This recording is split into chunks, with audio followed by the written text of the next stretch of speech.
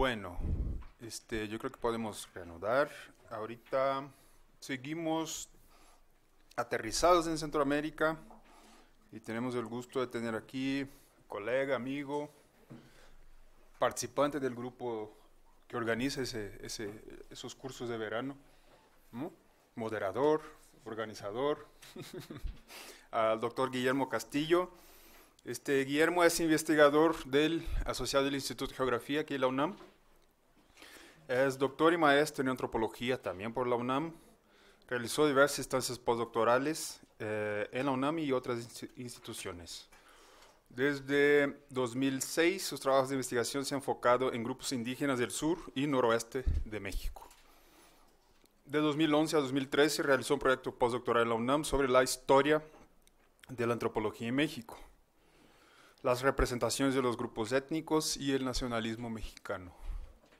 Resultados parciales de sus proyectos han sido presentados en coloquios, congresos nacionales e internacionales, así como en algunas publicaciones. Ha publicado bastante nuestro profe. Ha realizado trabajo de campo en el sureste de Chiapas, entre comunidades de ascendencia tojolabal, en el noroeste de Sonora, con los tojono, o dojam, los pápagos,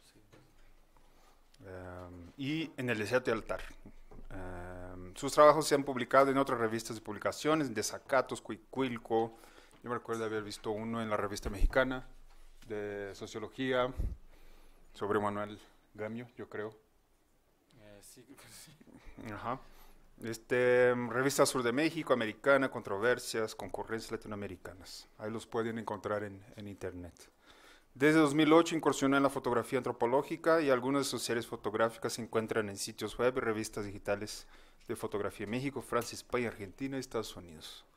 Sus líneas de investigación principales son migración étnica, nacional e internacional, etnicidad e identidad entre grupos indígenas rurales y urbanos. Tengo un informe de Sudimer diciendo que vamos a tener que terminar las 2 en punto. Entonces le pido una disculpa a Guillermo por cortarte 15 minutos, ¿sí? Pero yo voy a estar aquí también controlando. La palabra es tuya. Muchas gracias. Bueno, antes que nada, muchas gracias Bruno. Bruno también es uno de los organizadores de este curso en particular. Y bueno, la idea era repensar una serie de problemáticas coyunturales. Esto que les voy a hablar realmente no es mi tema de especialización y es un ejercicio que empecé a hacer hace un par de años y la idea era repensar los procesos de migración centroamericana a raíz de una serie de fuentes determinadas, ¿no? Con la exposición de Aletia y de las otras colegas ustedes vieron panoramas mucho más actuales. Lo que yo les voy a dibujar es una radiografía de cómo estaban los flujos migratorios de centroamericanos en tránsito por México, más o menos a mediados de esta década. Y la idea es articular 3 procesos. Por un lado, a través del dispositivo de migración forzada, ver cómo se dan estos procesos en términos de la producción de causas estructurales, ¿no?, que generan que la gente salga, y la otra es articularlo con violencia y espacio. Un poco la cuestión era ver cómo los procesos de violación a los derechos humanos tienen una serie de expresiones especiales muy específicas y se relacionan con una serie de relaciones de poder y de actores específicos. Y aquí también la migración forzada juega un papel importante porque lo que nos permite es justamente articular los procesos de movilidad humana, en este caso de carácter transfronterizo, con una serie de procesos de violencia, ¿no?, muy específicos. Y la idea era justamente, digamos, hay una serie de textos que hablan como de la violencia como una serie de procesos generalizados que parecería que no tienen expresiones espaciales específicas. Aquí de lo que se trata es de lo contrario, es de ver cómo la violencia se ejerce sobre actores específicos de maneras diferenciadas y en contextos muy acotados, ¿no? Bueno, inicio primero haciendo digamos, un encuadre más genérico que tiene que ver con entender la migración en un mundo globalizado. Y aquí, bueno, me voy a un lugar común que es entender que los procesos migratorios no son algo nuevo, ¿no?, sino que es algo que ha marcado el devenir del género humano. Y en este sentido, actores como Castells han señalado que muchos de los procesos que han definido, digamos, los contornos del mundo contemporáneo en términos de urbanización, la generación de metrópolis como ciudades primadas, los procesos bélicos, incluso la configuración del capitalismo, del Estado-nación capitalista, han sido una serie de procesos que han estado vinculados a la migración, ¿no? Todos los procesos de colonización han generado este tipo de dinámicas también, y entonces lo que habría que ver es justamente cuál es lo distintivo de esta época, ¿no? Uno de los rasgos distintivos, y en esto coinciden varios autores, es que empieza a haber un proceso muy acelerado de incremento de las migraciones y que además estas empiezan a diversificarse de manera muy clara en términos de ya no observar patrones tan específicos, ¿no? El hombre trabajador con poca escolaridad que se iba a ciertos países del norte global, sino que empezamos a observar dinámicas diferenciadas, ¿no? La presencia mucho más activa de mujeres, de niños, de indígenas, y que se orientan a nichos productivos mucho más específicos, ¿no? Pero en términos de cómo ha reconfigurado digamos, la globalización esto, y por globalización entiendo, digamos, lo que genéricamente se entiende, ¿no? Un proceso de reconfiguración del flujo de bienes en términos de el capitalismo neoliberal, ¿no? En relación a los procesos de privatización, desregulación, integración económica, sí observamos una serie de rasgos muy, muy característicos. La primera es entender que los nuevos flujos migratorios tienen que entenderse justamente en términos de cómo el deterioro de los procesos productivos en los países desarrollados y no desarrollados en específico va a generar un reflujo muy específico de migrantes en términos de mano de obra barata, flexible y altamente explotable. En esto no me detengo mucho, pero un caso sin duda muy importante fue la migración México-Estados Unidos, sobre todo en el contexto de las reformas neoliberales y en el contexto del inicio del TLC. Lo que se observa ahí es que el deterioro del aparato productivo del sur de México genera que una serie de grupos tal cual de campesinos, de indígenas, de estados del sur de México, Chiapas, Quintana Roo, Veracruz, empiezan a insertarse en las cadenas productivas de manera muy acelerada, ¿no? Y esto justamente muestra este tipo de procesos, ¿no? La otra cara sin duda tiene que ver con la idea de los migrantes como, repito, como fuerza de trabajo flexible y vulnerable. Y esta es una reflexión bastante interesante porque de lo que se trata es de algo que ya había dicho nuestra colega previa, Chapero, sí, Emanuel, que por ahí debe estar, ¿no? Sí. En términos de que los procesos migratorios no pueden entenderse como fenómenos en sí mismos, sino que están relacionados justamente a otro tipo de dinámicas.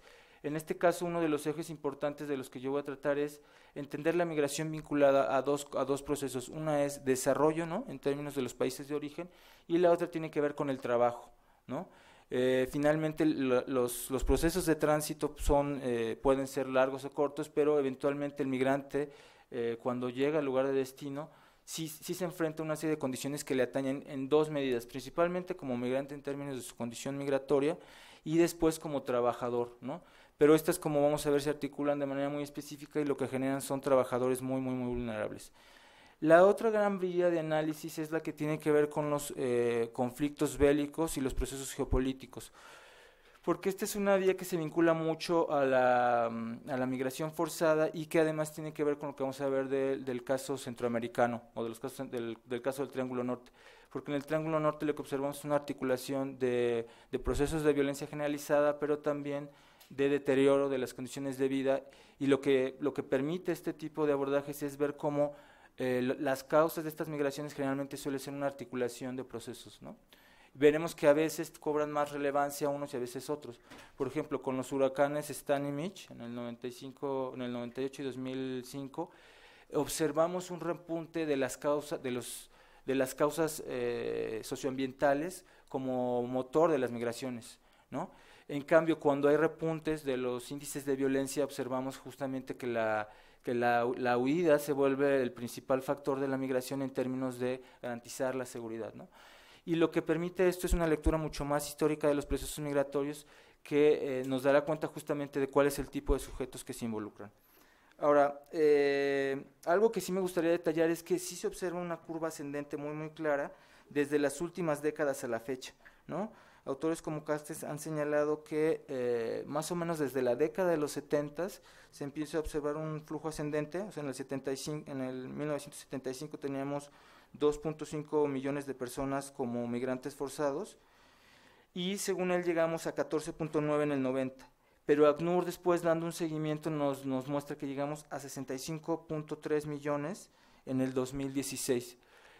Y este encuadre global es interesante porque vamos a ver cómo Centroamérica se comporta de una manera más o menos estandarizada en términos de lo que acontece, ¿no? Hay otro tema que a mí me parece fundamental, pero que no vamos a abordar por cuestiones de tiempo, y que tiene que ver un poco con la agenda y la temática de la migración forzada centroamericana, y es el número de migrantes muertos y desaparecidos. Esta es una agenda pendiente porque lo que habría que entender es que este es uno de los correlatos del cierre de fronteras y de los procesos de migración tan precarizada, ¿no? Y aquí también, con datos del Missing Migrant Project, lo que observamos es que, si se fijan, hay una línea ascendente en términos del número de muertos en Centroamérica, en términos de la región de Centroamérica, y de la frontera México-Estados Unidos. Aquí la frontera México-Estados Unidos reúne a los dos, a mexicanos y centroamericanos, pero es posible sugerir la hipótesis de que, como los migrantes centroamericanos viajan en condiciones mucho más precarias, el número de migrantes muertos corresponda más a centroamericanos que a mexicanos, ¿no? Sin documentos. No quiere decir que no haya mexicanos que murieran en el trayecto, pero en relación a que viajan con, digamos, con otro tipo de condiciones, ¿no? Con otro tipo de recursos, con coyotes, etcétera, es probable que el número sea menor. Pero sin duda esta es una agenda pendiente, ¿no? Esto es algo que han enfatizado varios investigadores, pero que a la fecha sí hay varios estudios al respecto, pero es una de las deudas pendientes. Ahora, a mí lo que me gustaría hacer es también reconstruir una versión mucho más histórica del proceso de migración centroamericana. Primero, es un proceso que ha tenido una dimensión masiva, ¿no? Y por masiva entiendo decenas de miles de personas desde hace varios años. Por ejemplo, en el 2015 ya había un estimado, de acuerdo a la Unidad de Política Migratoria de la CEGOP, de que habían transitado por México entre 300 y 200 mil, y que se deportaron a cerca de 140 mil, ¿no? ACNUR también tiene una cifra muy parecida para el 2016, con más o menos 500,000 de personas, y Médicos Sin Fronteras recoge la cifra de ACNUR. Y esto lo menciono porque no es posible que la construcción histórica de un flujo de esta magnitud se dé en un par de años, ¿no? Esto lo que tiene es una génesis histórica bastante compleja, y hay autores como Casillas que suponen que ya desde inicios de la década pasada se tenían dimensiones cercanas a las decenas de miles, ¿no? Pero aquí nuevamente nos encontramos con un problema bastante importante, que es entre más precarias son las condiciones de la migración, las fuentes que tenemos son más elusivas, ¿no? De hecho, lo que yo les voy a proponer en esta exposición es una lectura bastante selectiva a raíz de una serie de documentos de organizaciones pro-migrantes, que lo que nos van a permitir es hacer una mirada muy selectiva en términos de los procesos de violencia y migración, ¿no? Pero bueno, lo que tenemos es que es una migración, pues, masiva y con una larga historia. La otra cuestión es que se ha distinguido también por la fuerte intensidad de los procesos de violencias.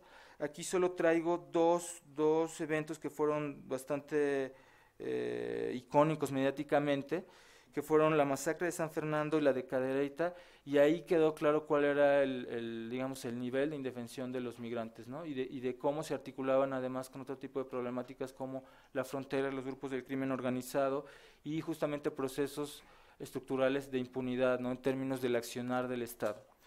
Y lo que se observa también es que frente a esto hay una serie, frente al correlato de la violencia hay también el que tiene que ver con la no garantía del ejercicio de marcos jurídicos nacionales e internacionales, ¿no? Y este va a ser uno de los ejes que seguiré. La otra cuestión que es importante decir es lo que les comentaba de las fuentes, antes de adentrarnos en la descripción de los procesos, y es, como ustedes saben, cuando uno aborda los procesos migratorios, tiene que dar cuenta de los datos con los que los construye, ¿no? Esta es una premisa básica de los procesos de investigación, y hay distintas maneras de hacerlo. Cuando uno hace un estudio de campo muy local, genera a través del registro etnográfico una serie de datos de los que da cuenta, ¿no? Y justifica.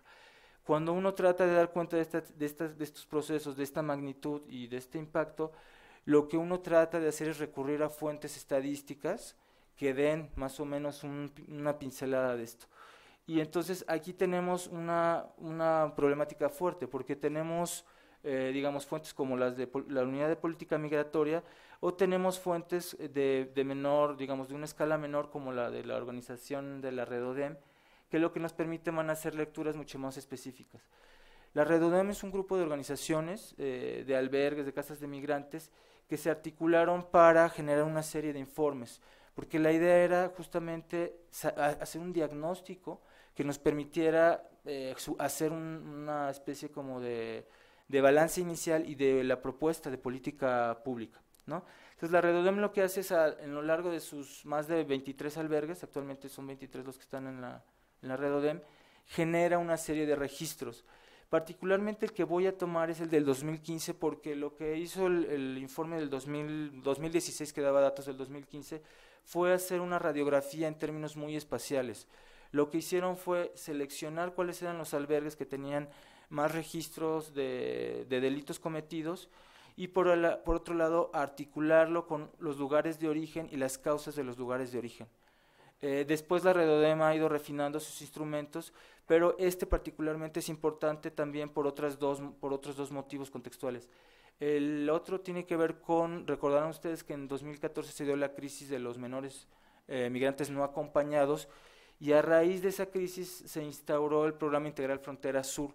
Esto lo que vino a hacer fue un proceso de reconfiguración de las rutas migratorias, ¿no? Hasta antes de esta fecha la Bestia seguía siendo una de las principales vías. No quiere decir que la Bestia haya dejado de serlo, pero sí a raíz de este programa, que fue un programa que se focalizó justo en la frontera y que tuvo la mirada de cerrar, de constreñir y de tener una acción mucho más de securitización en el sur, se generaron nuevas rutas, ¿no? Entonces la idea era justamente poner esta coyuntura en el centro. Y la otra cuestión es, obviamente, lo que yo hago es contextualizarlo en términos de otro tipo de datos, porque esto lo que nos permite es pues hacer una lectura mucho más específica, ¿no? Pero bueno, en general este encuadre sí habría que hacerlo. Bien, ahora me voy un poco al dispositivo teórico. Como ustedes saben, en migración se han escrito bibliotecas y dependiendo de lo que uno vea es la categoría que uno utiliza.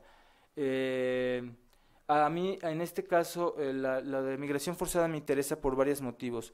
Por un lado, es una categoría que, como todas, tiene una génesis histórica y puede ser ampliamente criticada, pero en este contexto interesa por varias cosas. Una, nos muestra mucho cuáles son las problemáticas de los contextos de origen, nos da lugar a entender el tipo de perfil del sujeto migratorio, y esto nos va a ayudar también a ver cuáles son las condiciones mediante las cuales transita, ¿no?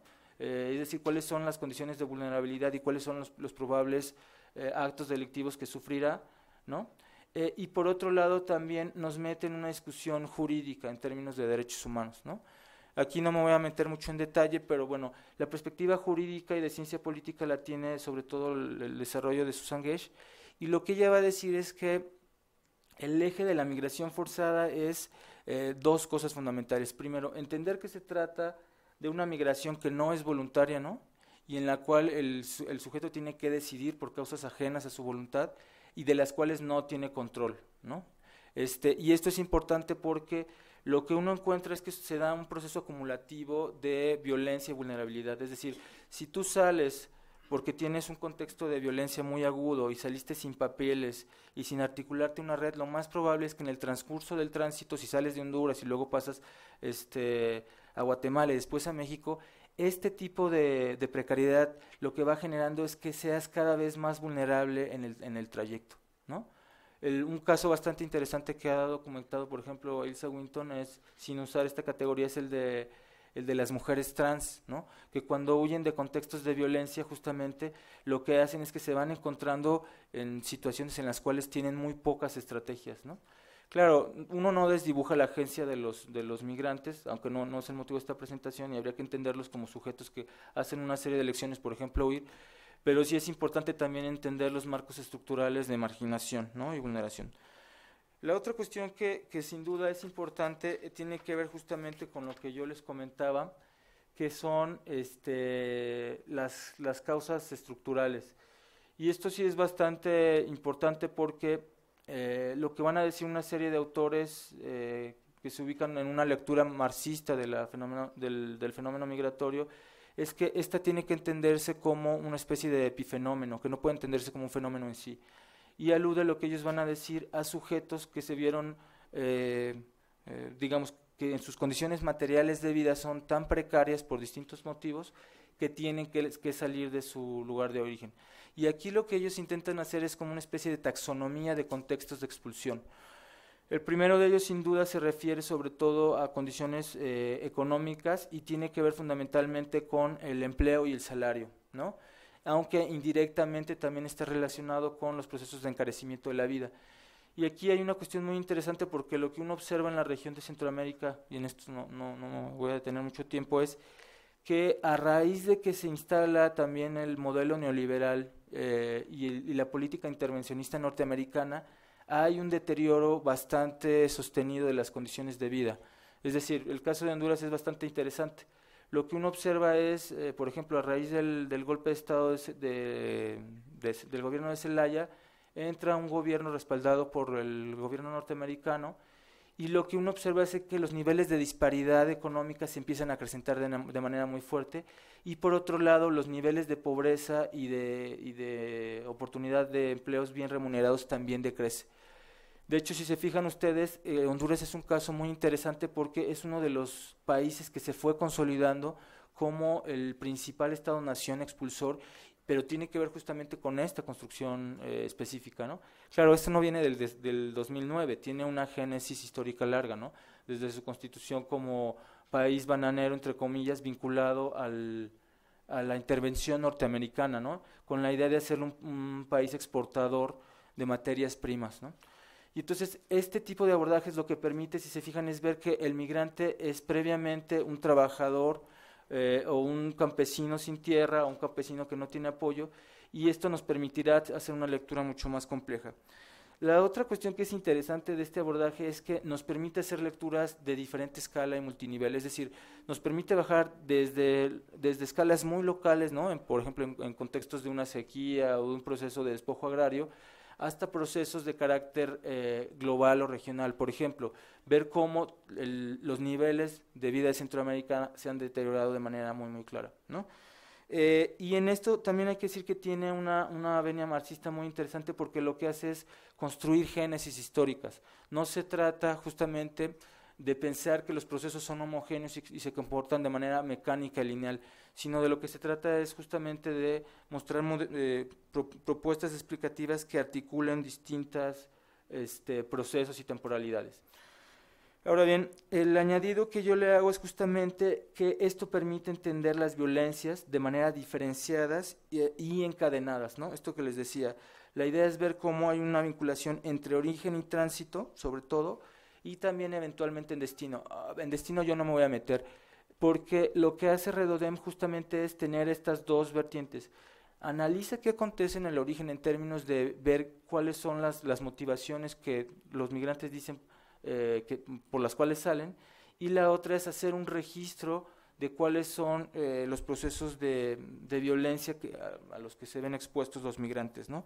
Y aquí es interesante porque lo que hace la Redodem esto lo hace a través de un abordaje bastante empírico, no lo hace a través de un dispositivo teórico como esto. Lo que ellos hacen es registran delitos, ¿no? Y actos y agresiones, ¿no?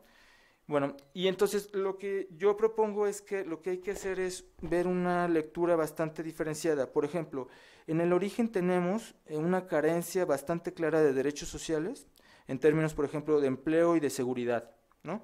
En el tránsito lo que vamos a ver es que hay un proceso estructural de ausencia de respeto a los derechos humanos y que además, por otra parte, hay también una carencia del ejercicio fáctico del derecho a pedir refugio, asistencia e integridad, ¿no? Al respeto a la integridad física. Entonces, si se fijan, hay una doble manera de ser marginado.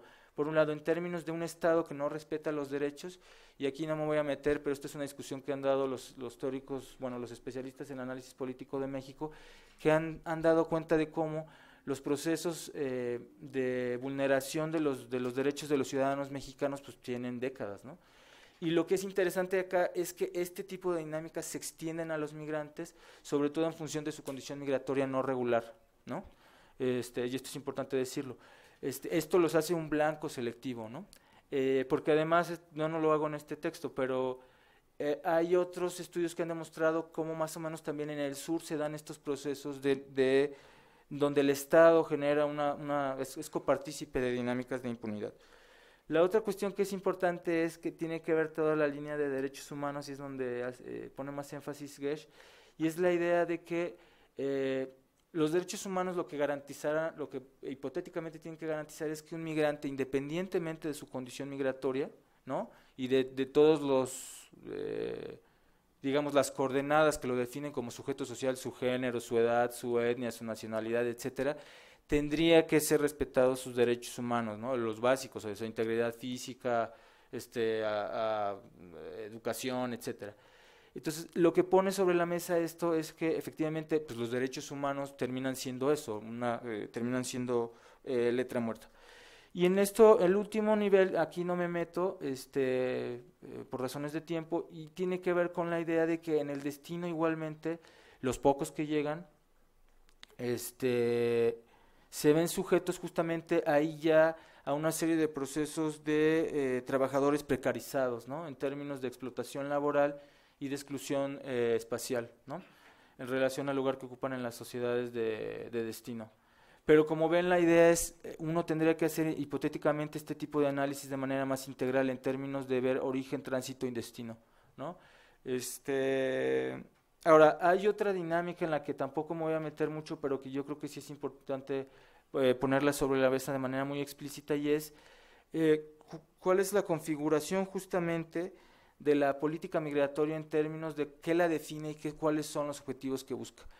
Y esto es una lectura que ya no he oído aquí de manera repetida, pero que habría que leer en varias claves. La primera es, hay una tendencia más o menos global, no estoy diciendo que se dé en todos lados, pero está presente en diversas latitudes, en términos de hacer lecturas de la frontera mucho más en términos de filtros, de puertas, de cerrar, ¿no? En donde lo que se hace es privilegiar la idea de la seguridad nacional en lugar de privilegiar la idea de la seguridad humana. La idea de la seguridad humana lo que permite es que la vida humana sea el eje rector de las políticas fronterizas, y en ese sentido lo que habría que hacer es garantizar que cualquier migrante sean respetados sus derechos humanos, ¿no? Y sus derechos que tendrían como migrantes específicamente. Claro, esto hay que analizarlo en contextos mucho más específicos. Por ejemplo, hay repuntes. El Programa Integral Frontera Sur, el que empezó a operar en 2014, era un claro ejercicio de la seguridad nacional. Ahora, en el caso de México hay todavía una lectura mucho más específica y que uno no puede omitir, y es el papel de Estados Unidos como uno de los grandes hegemones de la región.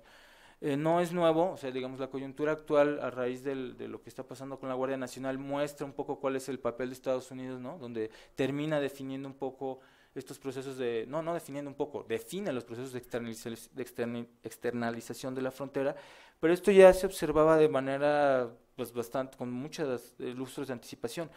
El programa en Frontera Sur solo es el intento previo, ¿no? Y yo sí creo que esto es algo que hay que tener muy en cuenta, porque si no uno termina haciendo lecturas muy monolíticas del Estado, donde parecería que es un actor muy estructurado, con una serie de rasgos como de mecánico lineal, cuando en el fondo lo que observamos es que se cruzan distintas dinámicas, y esto es justamente lo que nos permite entender esto. Por ejemplo, una lectura clave para entender la violación a los derechos de los humanos de los migrantes son los contextos de impunidad, ¿no? Que esto es algo también muy específico de México, no limitante de México, pero muy específico de México, y como vamos a ver en varios de los datos, muchos de los agresores eran el Estado. Y esto obedece justamente a esta lógica que, repito, se da mucho en el país en términos de que el Estado se vuelve juez y parte de las agresiones, pero que no tiene una génesis ni remotamente en los procesos de migración, sino que tiene que ver justamente con una relación que tiene con los ciudadanos de hace décadas, ¿no? En términos, por ejemplo, de los movimientos sociales, del trato hacia los campesinos, etcétera. Entonces, repito, aquí de lo que se trata de ver es cómo las dinámicas se van articulando, ¿no? Y bueno, ahora sí, entrando un poco a los datos, la primera cuestión es esto que les comentaba, la migración tiene una génesis historia larguísima, y aquí también hay lecturas diferenciadas. Por ejemplo, Manuel Ángel del Castillo rastrea mucho la migración guatemalteca desde desde la década de los 80s y los 90s en términos del conflicto bélico, ¿no? Bueno, no del conflicto bélico, de del terrorismo de Estado que ocurrió en Guatemala. Y aquí, por ejemplo, los guatemaltecos tenían eran uno de los perfiles preponderantes. Después, Casillas, Rodolfo Casillas, a mediados, sobre todo a principios de la década pasada, empieza a ver cómo se empiezan a incorporar otros tipos de estados, ¿no? Honduras y El Salvador. El caso de El Salvador es también muy interesante porque recordarán que está muy vinculado a las pandillas transnacionales, a la Mara Salvatrucha, y bueno, las distintas maras en la actualidad, y como sabrán, las maras son un fenómeno que también remite a un triple proceso. Primero, al todo el éxodo de salvadoreños cuando se dio el conflicto en El Salvador.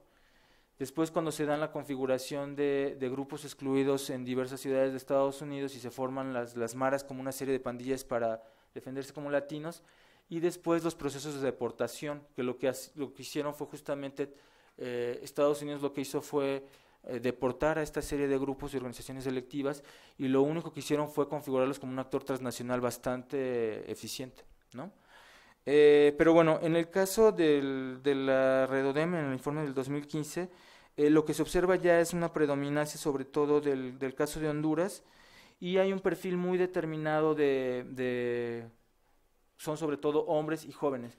Ahora, aquí sí hay algo, es importante decir algo. Es más o menos, esta es una muestra especialmente selectiva de donde están los albergues de la Redodem, y si se fijan, lo que hace la Redodem es solo una lectura muy selectiva especialmente. Es decir, los flujos de migrantes centroamericanos son mucho más numerosos que esto.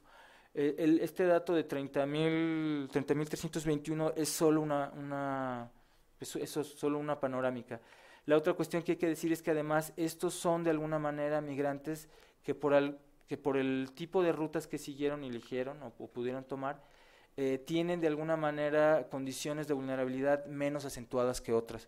Porque esta es otra cosa que ha mostrado la literatura. Entre más precarias se vuelven las rutas, es decir, entre más alejadas, menos vigiladas, es más probable que las agresiones sean mucho más agudas, ¿no?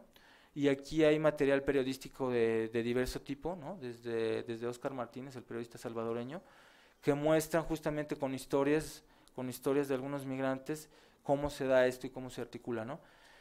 Y la otra cuestión que es importante decir es que aquí hay un doble vínculo, porque las rutas no solo se vuelven muy precarias, ¿no?, sino que además los actores que toman lugar en ellas, por ejemplo el crimen organizado, la vuelven además, hacen que esta lógica se acentúe más. Es decir, tú como observador de derechos humanos no vas es más difícil que hagas labores de supervisión en contextos tan peligrosos como estos, ¿no?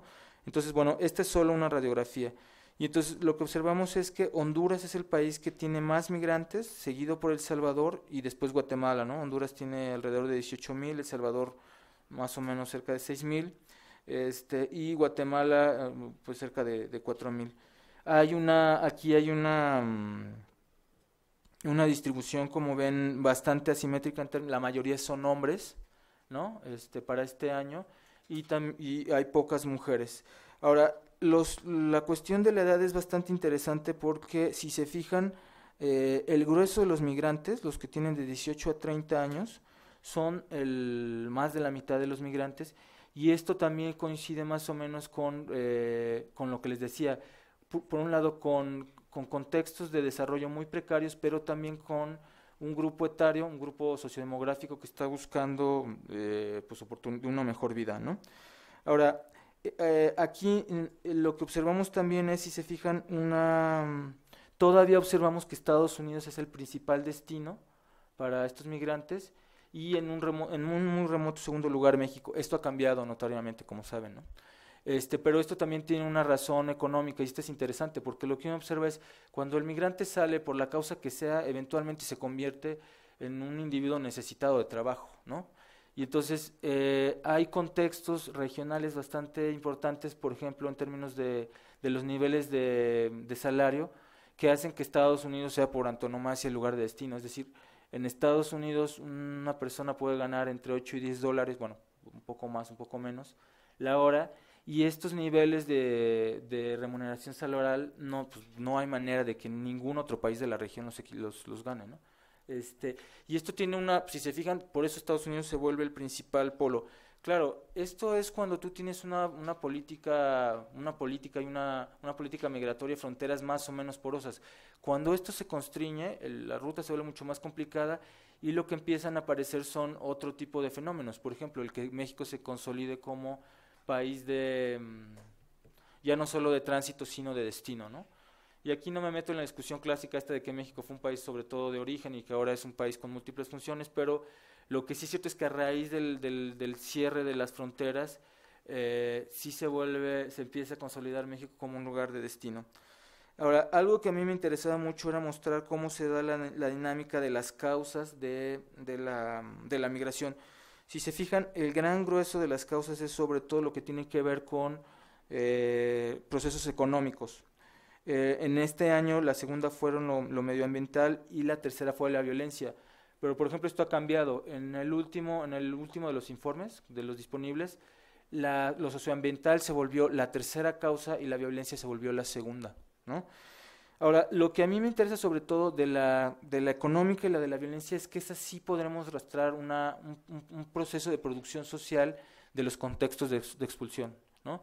Y con esto lo que quiero es decir, los migrantes también se fabrican, ¿no? Es decir, cuando no hay oportunidad de tener un salario digno y te tienes que ir, eso tiene un proceso de producción social. No estoy diciendo que lo medioambiental no, porque lo medioambiental también tiene una construcción social, es decir, tú no puedes controlar los procesos de sequía, huracanes, deslaves, etcétera. Pero lo que sí puedes hacer es, como Estado, y como grupos sociales, tú sí tienes una capacidad de respuesta frente a eso, o puedes generar condiciones en las cuales este tipo de situaciones no tengan el impacto que tienen. Es decir, si tú tienes gente viviendo en zonas rurales con condiciones muy precarias de vida, y tú sabes que son una zona proclive a impactos socioambientales, por ejemplo, a trombas, a huracanes, tú eventualmente lo que estás construyendo son desplazados, no sé si me voy a entender, ¿no?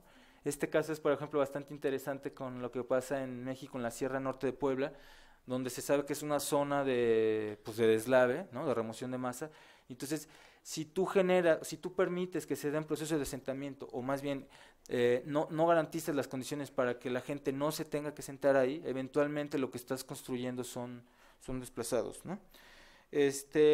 Y otra cosa que es interesante entender es la diversidad de perfiles de los migrantes. Aunque efectivamente muchos son hombres, también empezamos a ver que hay otra serie de grupos sociales que empiezan a tener un papel muy activo, ¿no? Las mujeres, los niños, los adolescentes. Y repito, aquí también habría que ver cómo se dan este tipo de fenómenos de manera más acotada, ¿no? Para el caso de los niños no acompañados, pues sin duda está el texto de Arrancados de Raíz de Abdel Camargo, que es muy, muy interesante. Ahora, bueno, este es el mapa que les decía, articula 3 procesos. Por un lado, las rutas migratorias, por otro lado, los centros de atención al migrante, y por otro lado, los estados que tienen los mayores índices de deportación, de detención y deportación. Y aquí en esto me voy a detener mucho más adelante, pero si se fijan, aquí se observa espacialmente cómo hay una concentración en el sur y particularmente en Chiapas, que lo que hace es una lectura muy miope de cerrar las fronteras, ¿no?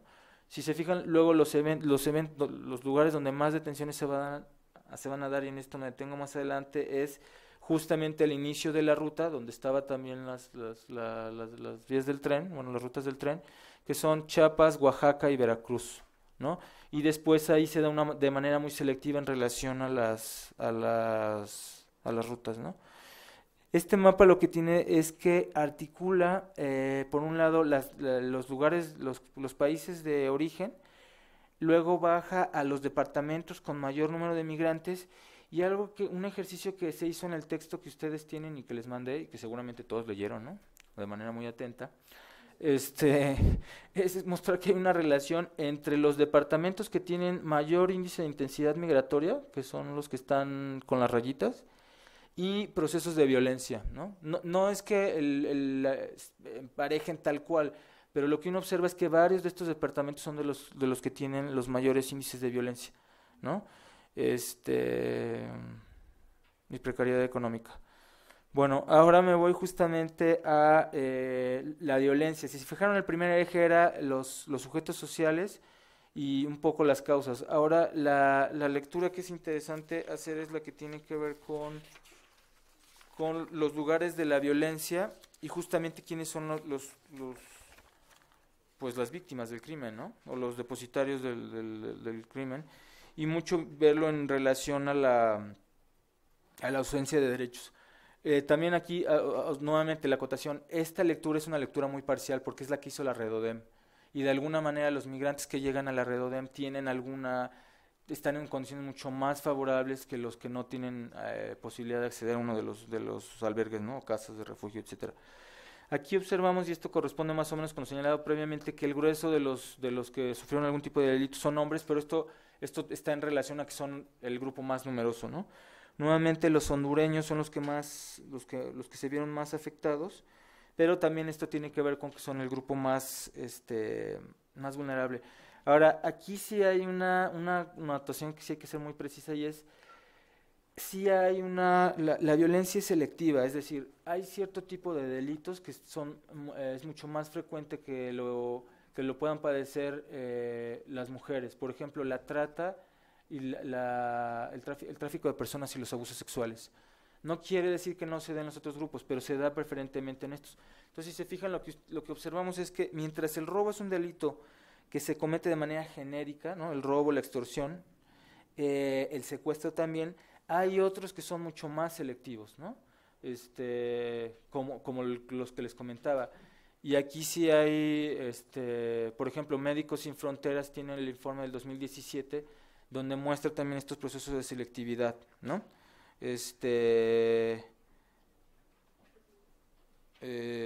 Sí, no, pero esto sí es bastante interesante porque algo que han mostrado los estudios de caso en articulación luego con estudios de escala de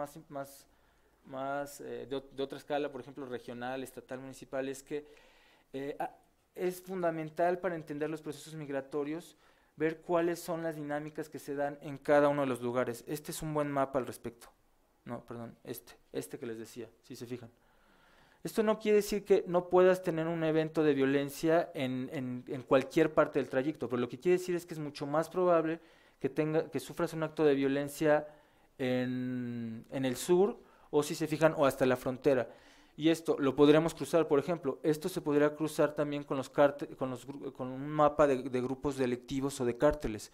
Y si se fijan, coincide más o menos con el cártel de Golfo o los antecedentes del cártel de los Zetas, ¿no?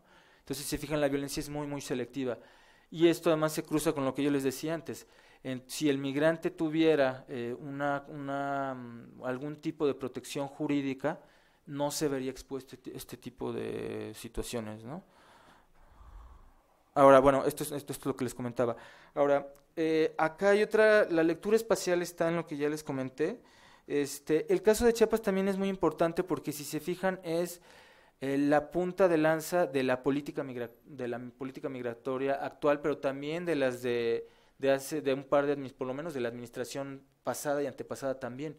En términos de que se vuelve justamente el cuello de botella, el embudo, ¿no? El embudo de entrada. Y además coincide justamente con los testimonios de diversos periodistas en términos de una de las zonas donde más agravios se cometen, ¿no?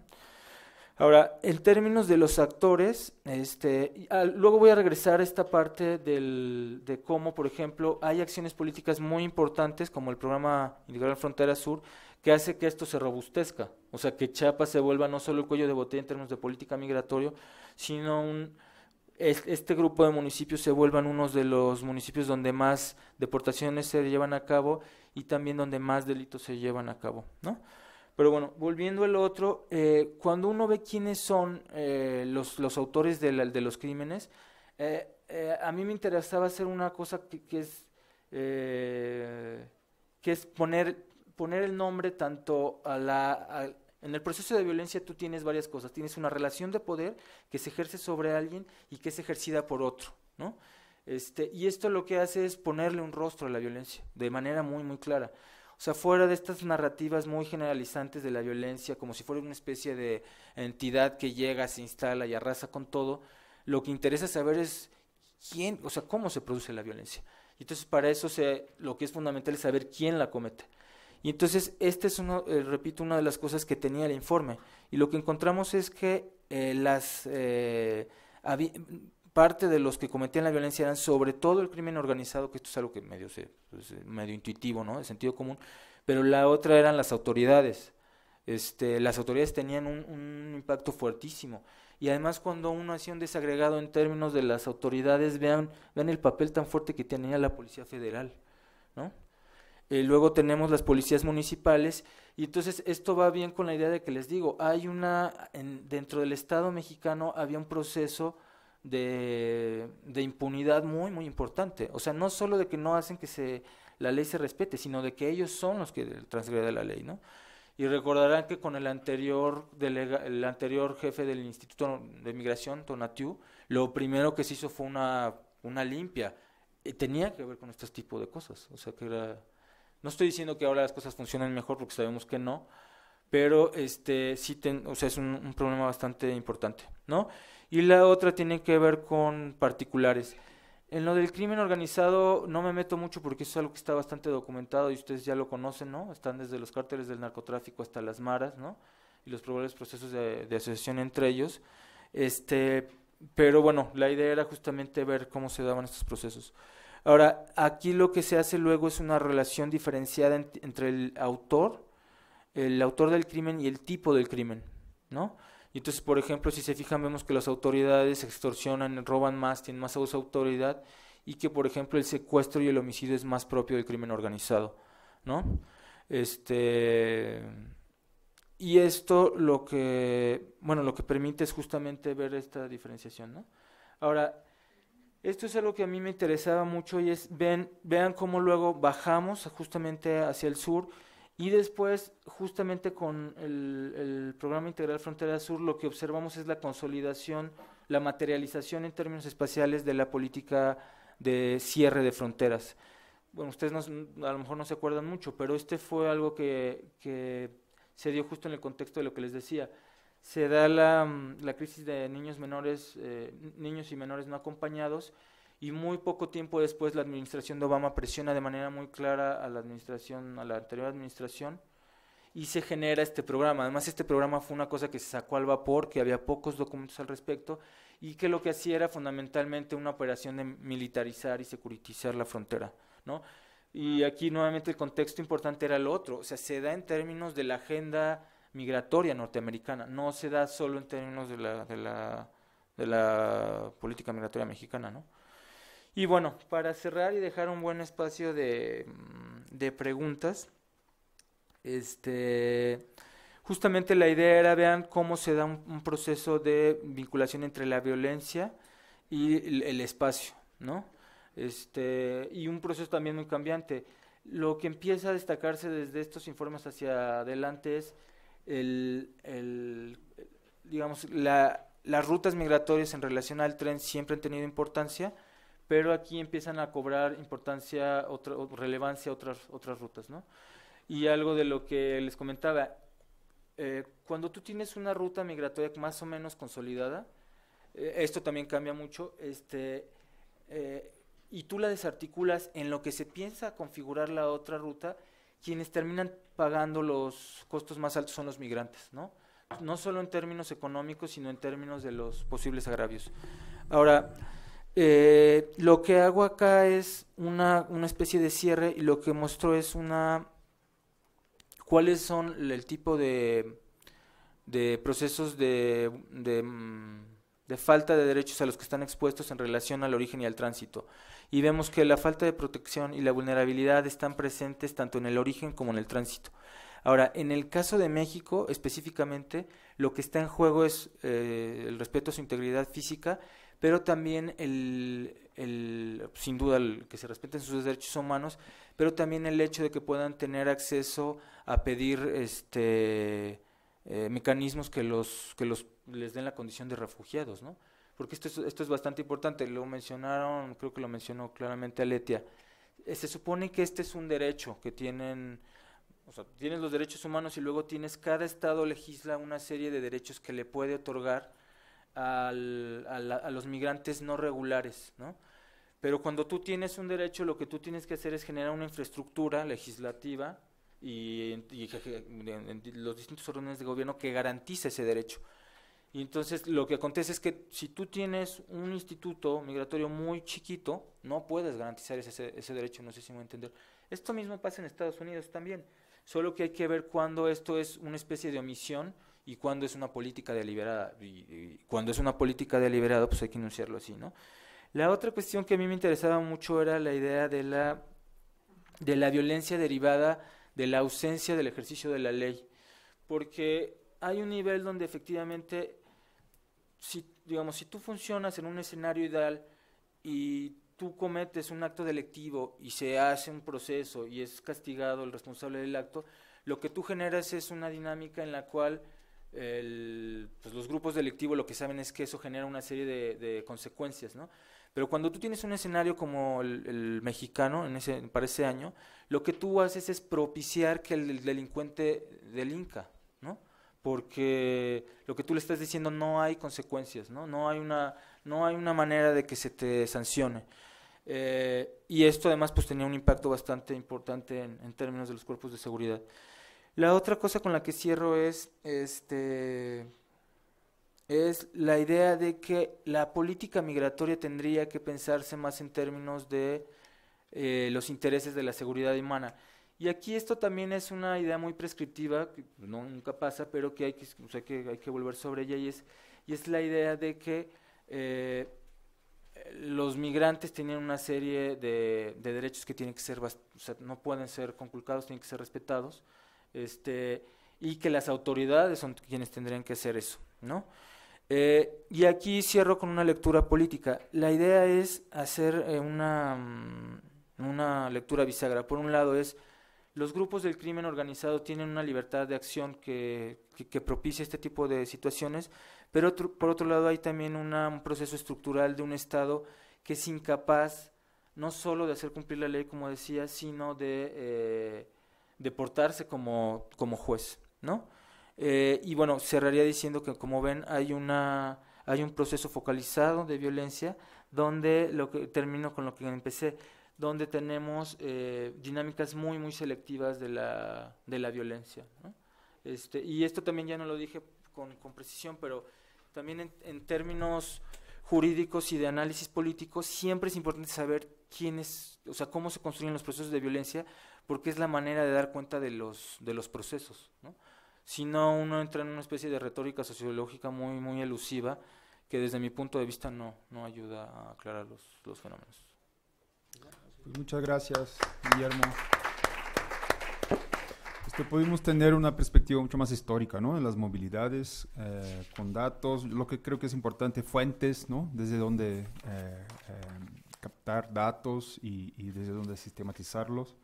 Identificar actores, tipos de violencia, ¿no? Dar nombres a los victimarios, a las víctimas. Sopesar qué tanto, vale la pena victimizar a los migrantes, ¿no? También tomar en cuenta agencia, aun cuando sea subordinada, ¿no? Es importante, elecciones, etcétera. Sin dejar de lado, yo creo que ese es el desafío, ¿no? Los espacios liminales. Tomar en cuenta agencia, pero también sin dejar a un lado factores estructurales, ¿no? Tenemos mucho tiempo para preguntas. Yo aprovecharía a la presencia de Guillermo y estén a gusto.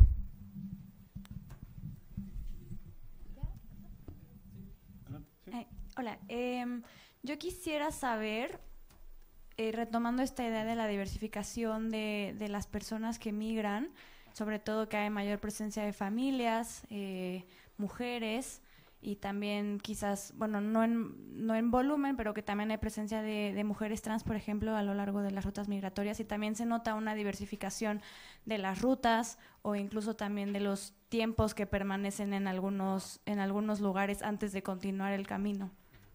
¿Prefieres que juntemos preguntas? Sí, si quieres. ¿Sí? Podemos hacer bloques de preguntas. Gracias. Buenas tardes. Bueno, a mí me inquieta, tal vez no es tanto una pregunta, pero me inquieta mucho cómo pues a lo largo de los años pues se tiene toda esta información y no se hace como que nada al respecto, ¿no? O sea, la violación de los derechos humanos está presente en todo el mundo y pues realmente no hay como un organismo o algo que pues sí atienda, ¿no? O en México no lo estamos haciendo. Me parece como increíble que tengamos ya todas estas bases y pues realmente no sepamos cómo actuar, ¿no? Nosotros como académicos, como alumnos o lo que sea, pues realmente qué vamos a hacer o cómo vamos a actuar, ¿no? Pues ya, gracias. ¿Alguien más? Hola. Bueno, en la lectura que dejó, se hacía una relación entre migración económica y migración forzada, argumentando que, bueno, la migración económica, al no haber cumplido con las necesidades básicas, pues se violentan los derechos humanos, pues una vida digna y ese tipo de cosas. Entonces, pues las personas se convierten en migrantes y se puede relacionar con la migración forzada. Y yo pregunto, ¿usted qué opina al respecto? O sea, si es una migración económica, puede considerarse migración forzada, porque leyendo desde una perspectiva de la economía política, hay muchísimos autores como Covarrubias que declara que todas las migraciones son forzadas. Entonces, eso la verdad me hace como bastante ruido y pues quisiera saber su opinión. Una más y devolvemos la palabra. Sí, gracias, doctor Castillo. Muy interesante su ponencia. Hay una situación que usted enfatizaba en esta parte final que no me queda muy claro. No sé si pueda ahondar un poco más en el tema. En cuanto a usted propone que lo más idóneo sería garantizar los derechos a nivel local o nivel regional. Eso por una parte, de los derechos de los migrantes, por supuesto. Y la legislación también a nivel local que usted propone, o eso me parece, no sé si pueda ahondar un poco más para tener un panorama un poco más claro. Gracias. Bueno, sí, precisar algo en relación a lo que dijo Bruno. Digamos, en esta exposición yo traté de hablar más de procesos estructurales de violencia y tal, pero sin duda la agencia de los migrantes es algo fundamental. Yo sí soy de la idea de que uno no puede revictimizarlos ni victimizarlos, pero uno entra justamente en esta diatriba muy fuerte de... yo creo que sí hay que describir los procesos de violencia de carácter estructural, porque primero porque están presentes y segundo porque sí tienen tal poder disruptor del orden social que no hay manera de no verlos, ¿no? Y creo que hay otro, o sea, por ejemplo, una situación de agencia que a mí me parece importante, me parece a veces una lectura un tanto exagerada, es las caravanas sí aludían a una estrategia, digamos, no como esta estrategia de super racionalidad, pero sí como una estrategia de generar una especie de microorden social que les permitiera otro tipo de condiciones. Y eso yo creo que muestra esta capacidad de agencia. Es más, yo creo que la sola decisión de salir muestra agencia, ¿no? Es eso. Pero a mí me interesa un poquito lo otro, ¿no? Pero sí está, sin duda, lo otro y hay que contemplarlo. De hecho, por ejemplo, autores como Winton, Ailsa Winton, lo que ella dice es que habría que ver también quiénes son los que no pueden salir, quiénes son los que se quedan y los que eligen otras estrategias. Y en una lectura mucho más compleja de esto, ¿no? De relativizar la frontera, etcétera. Pero lo que sí me parecía muy importante es, hay un nivel de la violencia donde sí hay que entrarle de manera como mucho más fuerte en términos de posicionarse frente a ellas. Y no digo que con la agencia no se pueda, yo creo que sí, pero también desde lo estructural, ¿no? Ahora, de la diversificación del perfil de los migrantes. Y aquí hay varios estudios al respecto, y una cosa que yo diría es que si se fijan esto es muy muy cambiante.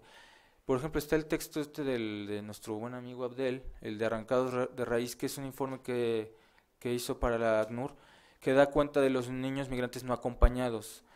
Y él lo que demuestra ahí es, bueno, un perfil de migrantes no nuevos, porque ahí estaban, pero que empieza a robustecerse y que obedece efectivamente a otra composición. O sea, unos tenían ya parientes en Estados Unidos, algunos iban con coyotes, pero otros no, ¿no? Y esto es importante porque lo que nos muestra es un poco también es como una radiografía de cómo se descompone el origen, ¿no? Cuando tú ves nuevos migrantes con otros perfiles, dices, pues aquí hay un proceso distinto. En el caso de las caravanas, pues recordarán que había familias enteras, o sea, no solo, pero había familias enteras, y claro, el dispositivo de la caravana lo permite. Pero yo también ahí sería cuidadoso, porque este rollo de las caravanas luego se politizó mucho, ¿no? O sea, hubo gente que decía que estaban orquestadas y que tenían una génesis. Y también eso es quitarle a la agencia individual, de alguien que dice, híjole, pues yo tengo una situación muy, muy precaria, veo esta oportunidad y la estoy tomando, ¿no? Yo lo que haría ahí sí hacen falta mucho más estudios de caso. El estudio de caso, la ventaja que tiene es que te permite subir, cuando tú tienes un proceso que tiene un carácter masivo, cuando tú subes de escalas muy pequeñas, o sea, de pequeños estudios de caso hacia arriba, la ventaja es que no da supuestos. O sea, tú puedes preguntarle, ¿tú por qué te fuiste? Bueno, por un motivo político. ¿Tú por qué te fuiste? Por un motivo económico. Y de menos, lo que haces es un procedimiento muy inductivo y te garantiza que no digas algo que no está. No sé si me voy a entender. El problema es la representatividad. No nos vamos a meter con un rollo estadístico. Pero los estudios de caso permiten eso. Y yo creo que lo que habría que hacer con fenómenos como este es hacer estrategias de investigación multidisciplinarias, hacer mucho registro etnográfico, pero también, por ejemplo, con un poco lo que hacen las colegas con la cuestión de detención, y montarle estudios previos, ¿no?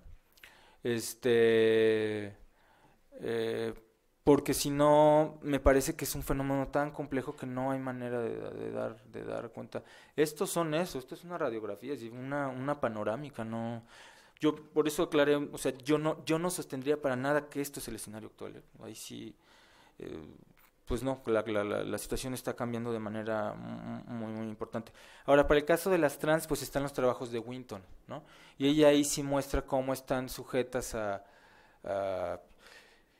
por ejemplo, ella reporta que también, ¿te acuerdas? El colega español que trabajaba con Aletia, que no me acuerdo cómo se llama. Ellos luego están sujetos a procesos de violencia muy específicos por ejemplo, en algún grupos del crimen organizado que luego los violan por el rollo de, órale, pues, ¿no?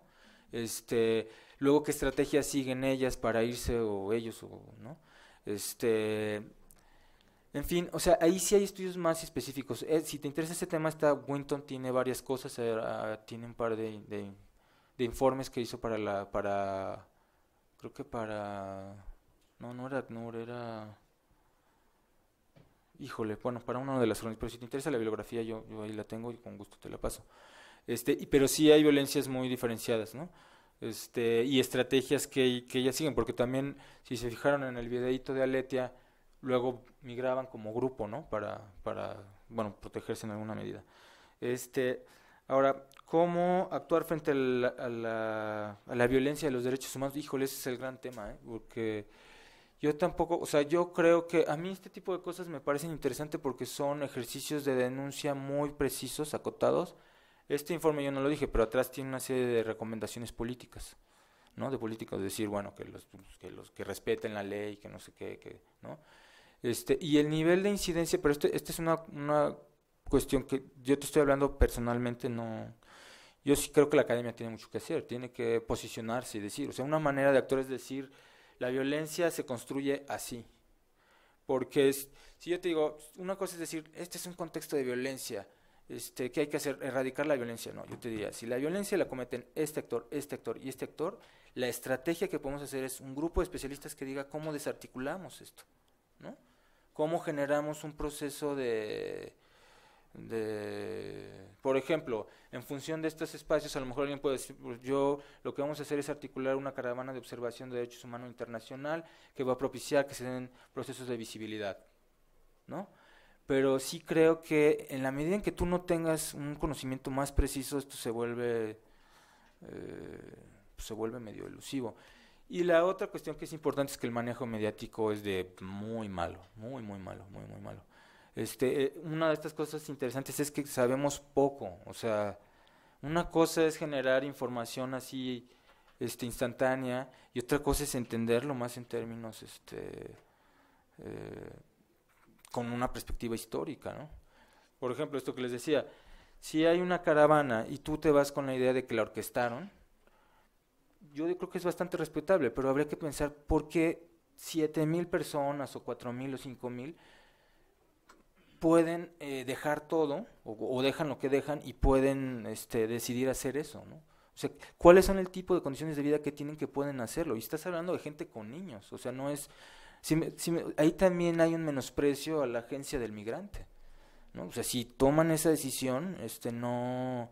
Repito, tampoco estoy pensando en que pensemos en la idea de la decisión racional del que se siente y analiza los 5 escenarios que tiene. No, hay contextos luego muy, muy apremiantes, ¿no?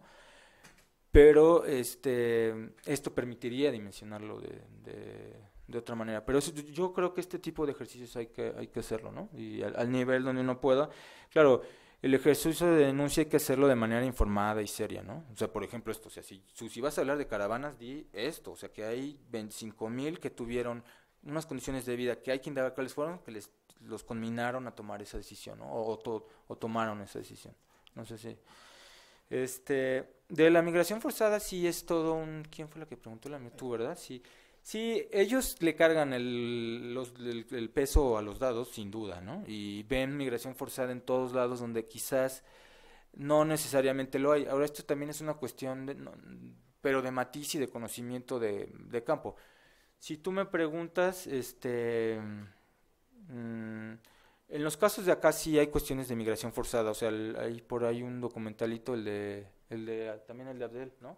Donde narra casos de gente que se tuvo que ir porque abusaban de ella en su casa. Si era abuso de ella, un cuate que tenía un taxi, los maras lo extorsionaban y se tuvo que ir. Hay un documentalito que de hecho lo podríamos luego ver si quieren, el de Cipotes, y que son puros adolescentes, ¿no? Entonces ahí sí son contextos de migración forzada. Ahora, también es cuestión de vencer una retórica crítica, ¿no?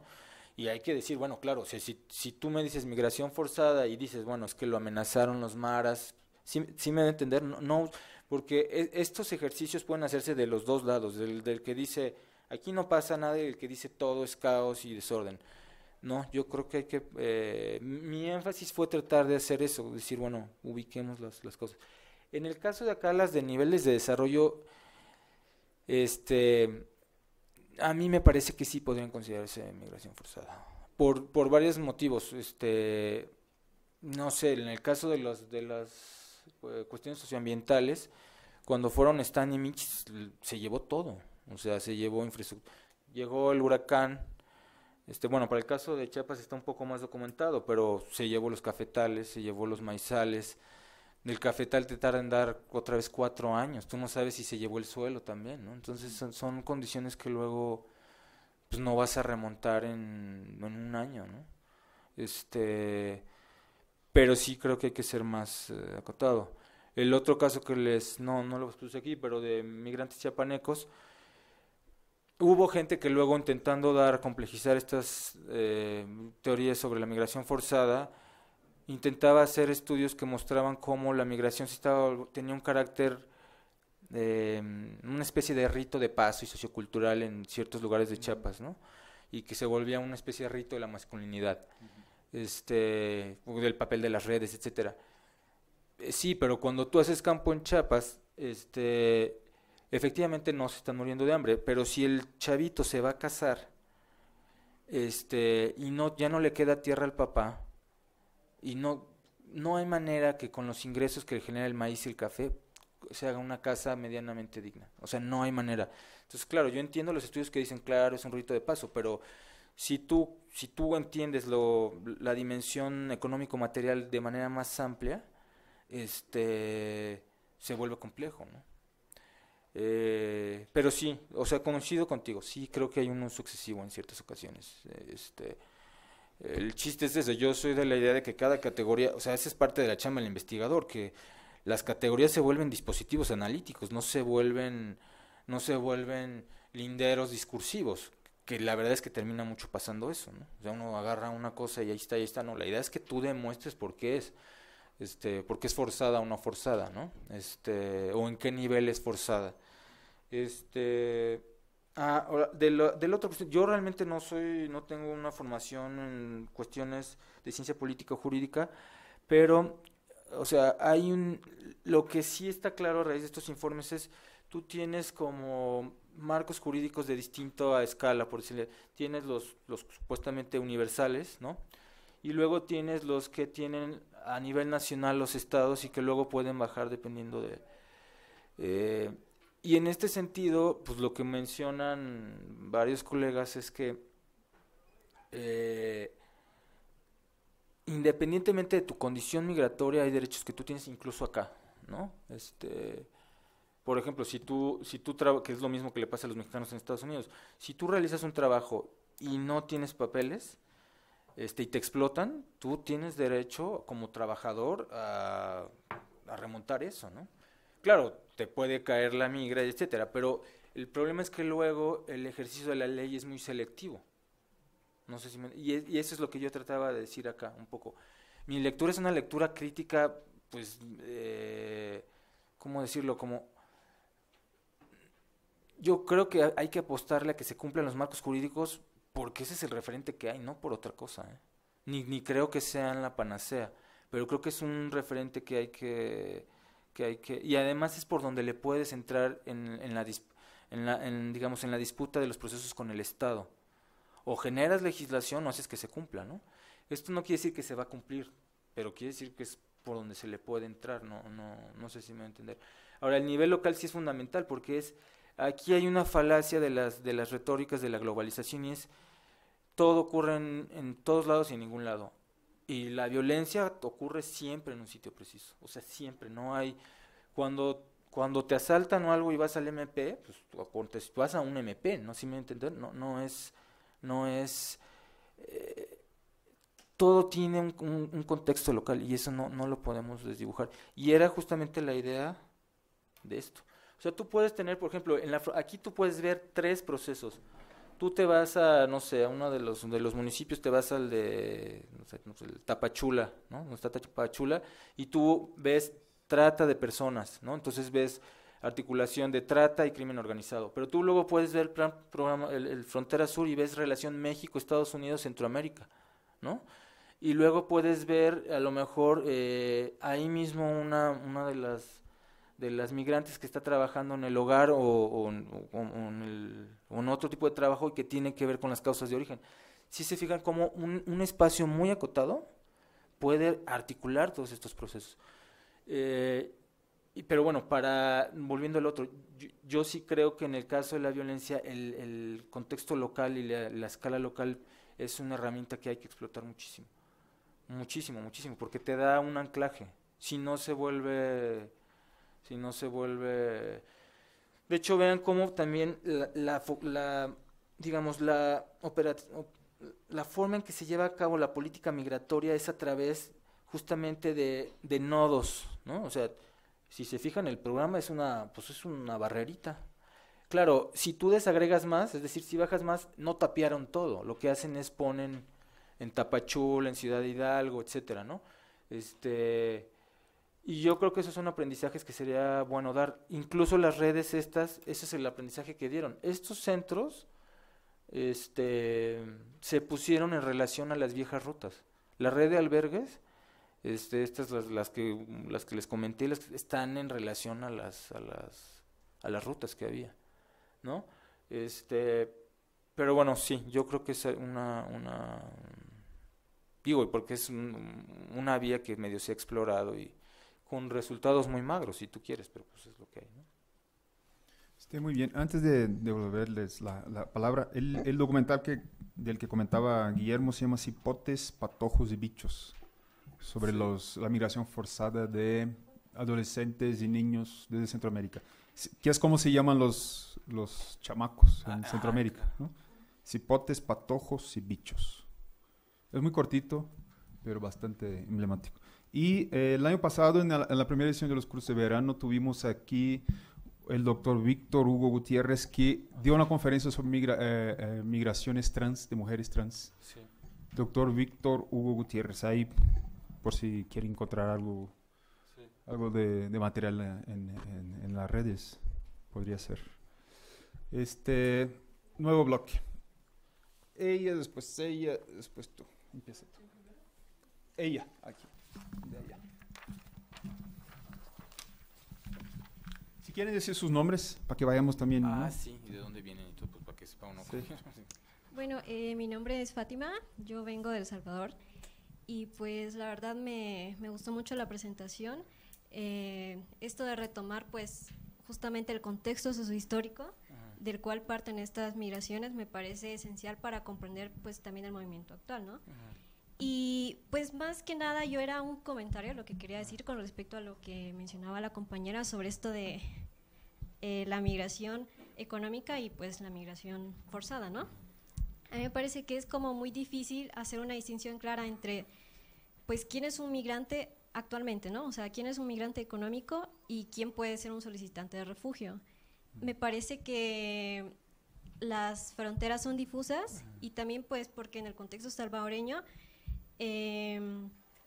las personas de los sectores más pobres son las que sufren más la cuestión de la violencia de las pandillas, pues de manera directa, ¿no? Sí. Por ejemplo, si alguien que vive en una zona muy conflictiva quiere pedir trabajo, quiere, conseguir un trabajo, le preguntan de dónde viene. Entonces, si viene de una zona muy roja, que es así un punto muy peligroso, es probable que le nieguen ese trabajo. Entonces, creo que las motivaciones de la migración están tan mezcladas que actualmente, pues, es muy difícil separarlas. Y aparte, esto se vuelve un punto de análisis, probablemente. Por ejemplo, si acá en México, alguien que viene huyendo de manera directa de las pandillas es considerado como un migrante económico, el derecho de asilo se ve fragmentado, ¿no? Porque pues ya es un migrante económico, no es un solicitante de asilo. Entonces tiene que ver bastante con la discrecionalidad de la legislación mexicana. Y pues también, por ejemplo, lo que mencionaba de qué pasa con los que se quedan.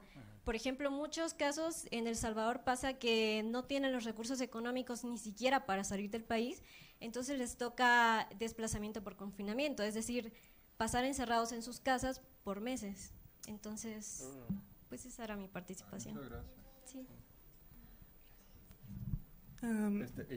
Yo, Laura, bueno, yo soy egresada de la Facultad de Derecho de la UNAM y bueno, a mí me hizo un poquito de ruido cuando mencionaste que por cuestiones de medio ambiente se le llama desplazados y no migrantes, o sea, me hizo un poco de ruido y recordé, ciertos casos que nos ponían en la facultad como son sequías o que está habiendo inundaciones en lugares que realmente pues se tenía como un estudio de que pues eran lugares seguros, pero con estas cuestiones de cambio climático, estas personas están pues obligándose o se están orillando que tienen que irse a esos lugares porque pues ya no tienen casa, ya no tienen comida, ya no tienen los medios económicos para poder sobrevivir donde están viviendo, ¿no?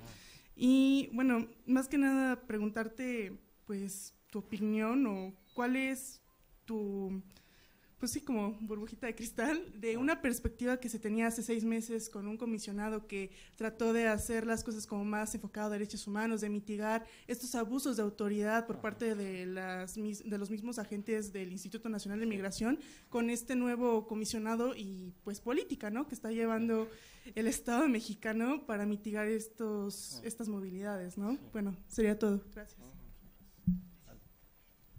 Bueno, la mía es un poco más técnica. Quería saber si usted tiene conciencia de si a nivel internacional estas caras de la violencia, estos actores, son los mismos aquí o predominan otros, y dónde podría consultar esos datos. Y las cifras que puso sobre las muertes y desapariciones, ¿dónde las puedo consultar? Muy bien. ¿Alguna otra intervención? Aquí.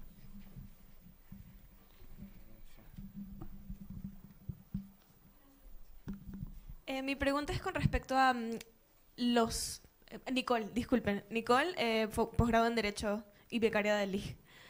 Mi pregunta es con respecto a las rutas que trazan, por ejemplo, desde Honduras, donde pueden atravesar hasta El Salvador o Guatemala, y si eso también añade como cierta violencia, porque pues por los mapas que nos habías puesto de las zonas donde más se concentra este tipo de violencia, pues las personas siendo migrante y huyendo exactamente de ese mismo contexto y atravesando esas zonas, pues sí me surge como la duda de cómo a nivel histórico, ¿no? Cómo se trazan. Y también tengo entendido que ahorita en Costa Rica existen un número considerable de nicaragüenses refugiados, ¿no? Sí. ¿Por qué, por ejemplo, desde el punto de vista geográfico, Honduras eligen en su mayoría migrar, o si está estudiado o no, si no hay ningún problema, hacia México o Estados Unidos, pues por no sé, un factor económico, y no hacia Costa Rica o capaz Sudamérica, niveles más abajo? Porque pues a nivel suramericano lo que puede pasar como a nivel contexto venezolano es que hay personas que salen desde Venezuela y llegan hasta Argentina. O sea, normalmente no consideran el norte, ¿no? O sea, no consideran ni siquiera Centroamérica por el mismo contexto de violencia. Pero sí es algo que me llama muchísimo la atención de este mapa en específico. Gracias. ¿Alguna otra? ¿Comentario, crítica? No tiene que ser necesariamente pregunta. ¿No? Adelante. Sí, lo de la migración forzada y económica, sí, es un buen comentario. ¿Qué es lo que yo trataba de decirles con el caso de los... Este fue un estudio, si se fijaron, a una escala mucho más grande, pero yo generalmente trabajo a escalas mucho más... Hago estudios de campo, pero así de una comunidad, etcétera. Y trabajo sobre todo con colaboradores, informantes clave, ¿no? Y tiene que ver un poco con lo que le comentaba a su colega. El caso es literal, un colega que conocí cuando se enfermó su hija, le dio una cuestión nació con una malformación y se le cayó del caballo. Y después empezó a tener crisis epilépticas. Él vivía en un municipio del sur de Chiapas, es decir, del sur, o sea, uno de los que está pegado a la frontera. Y pues él vivía, el único ingreso fijo que tienen es la venta del café, ¿no? Entonces no había manera de que él solventara la enfermedad, así literal no había, salvo que pidiendo prestado o migrando, no, o sea, no había, se tuvo que ir hasta Tuxtla. Obviamente se fue a Estados Unidos, la esposa pidió primero un dinero prestado, se fue a Estados Unidos, y la esposa junto con el suegro, se iban a Tuxtla. Entonces, sí, esto de lo que uno trata de hacer con las categorías es ponerse unos lentecitos para tratar de dar cuenta del fenómeno, pero efectivamente, una de las propuestas interesantes es la idea de ver las migraciones como fenómenos multicausales, que si se fijan era la idea de acá, o sea, cuando uno habla de las condiciones de desarrollo, tampoco las causas, no me metí aquí, pero si tú analizas las causas de desarrollo, nuevamente te metes con el papel del Estado, ¿no? Con el control de precios, con el apoyo a los procesos productivos, infraestructura productiva, con la garantía de derechos sociales. Entonces, sí, es complicado. Eso es lo que permiten los estudios de caso. Lo que permiten los estudios de caso es decir este tipo de cosas sin meterse tanto en la gradilla. Pero claro, cuando tú vas a hacer un documento de otro tipo, pues sí tienes que medio establecer ahí una estrategia discursiva que ponga orden y que diga esto y esto, ¿no? Pero sí, yo estoy de acuerdo, no. La idea de la monocausalidad es muy complicada. Y de hecho justamente es lo que yo intenté hacer, si se fijan, es la idea de ver un panorama mucho más complejo, ¿no? Claro, para esto hay que generar datos, porque si no, si se fijan en el estudio de caso, yo sí les puedo decir más cosas, así te puedo decir, bueno, pues el caso de Manuel es por esto, etcétera, ¿no? Ahí sí te podría decir, luego volvió a ir y a lo mejor ella no tenía tanta necesidad económica, entre comillas. Pero repito, ahí sí es una cuestión como de enfoque. Y la otra es un poco lo que tú decías, y que también comentaba Emanuel, que es la idea luego hay la idea de ver al migrante como solo en su condición de ser humano que se desplaza. Y pues eso es una abstracción analítica que uno hace, y un prejuicio en el caso de los media. Pues lo que es un padre que tiene un hijo y que el hijo tiene hambre, tiene sed, que lo amenaza. O sea, es un sujeto social que carga una serie de procesos, no va solito, pues, ¿no? Entonces, eso es lo que a mí me parece que uno tendría que poner sobre la mesa cuando elige una categoría, por ejemplo, la de forzado. Pero decirla, por ejemplo, cuando yo estoy diciendo forzado, estoy diciendo pues la condición estructural, la condición de la violación a los derechos, la condición de que no tiene papeles, ¿sí me entiendes? O sea, ahí La idea, y no es que la categoría se cargue de todo, ¿no? Sino que uno en función del caso o de los material que tiene, pues se vuelve efectivamente un dispositivo analítico, no sé si me voy a entender.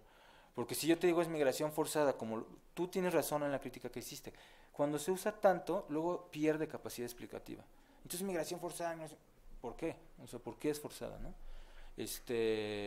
Bueno, en el origen por esto, y en el tránsito, por eso va diciendo no. Y si se fijan ahí puede ser lo estructural o lo que le compete al sujeto en términos de agencia, ¿no? La segunda pregunta en relación a lo de los desplazamientos ambientales, no entendí bien el comentario, pero también en los estudios de migración se generan términos y luego se vuelve como una especie de rollo medio muy técnico. Lo de sí hay un término que es desplazados ambientales.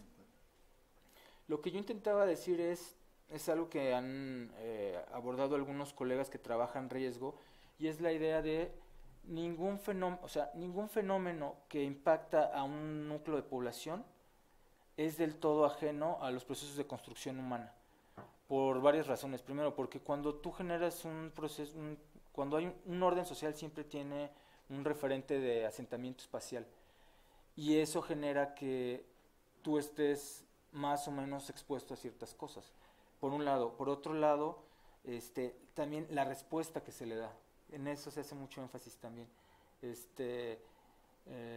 No es lo mismo que, por ejemplo, tú,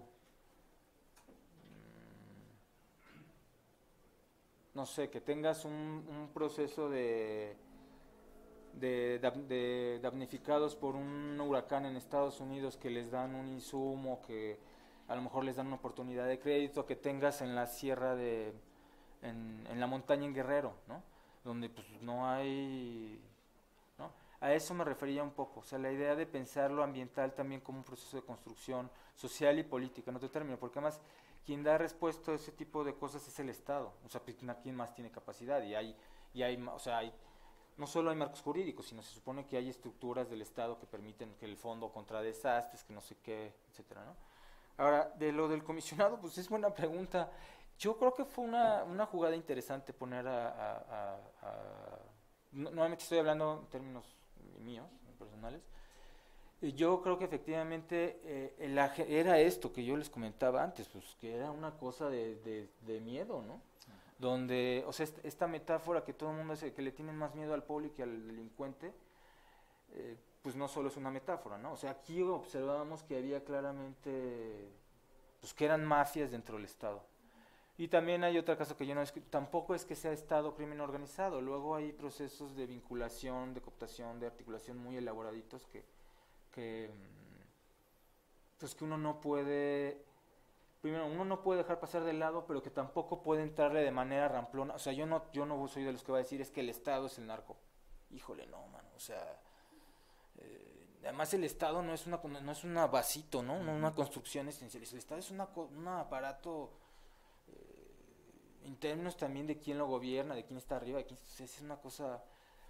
Ahí sí yo soy de una idea mucho más de hacer estudios del Estado desde abajo, que permitan articulaciones y que te digan, oye, por ejemplo, el rollo de la impunidad y la corrupción, pues está en toda la estructura, pero tampoco hay que ver dónde se da, no sé si me voy a entender, ¿no? Yo soy de la idea de entrarle mucho más así, y ahí sí ya no lo comenté, pero hay mucho material periodístico que da cuenta de estos procesos. Yo soy de la idea que también hay que entrarle por ahí, porque luego los periodistas se meten a donde uno no se va a meter, literal, o sea, digo, también hay que decirlo con honestidad, creo que el salvadoreño se llama Oscar Martínez, ¿no?